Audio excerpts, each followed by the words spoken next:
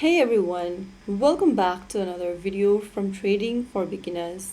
Today in this tutorial, I'm going to show you the balance privacy feature in the Trust Wallet extension.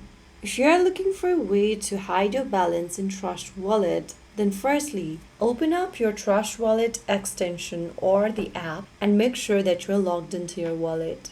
Once you're logged into your wallet, you'll be able to see your balance at the top of the screen. If you want to hide that balance to keep up with your privacy, then look for this little eye icon right next to the balance display. Click on it and you'll be able to see that the balances has now been replaced with a dot or asterisk sign. As long as you have this eye icon closed, you'll be able to hide your balance in your wallet. The balance hiding feature changes what is displayed on your screen, but it does not remove your assets from the blockchain or make your wallet activity anonymous.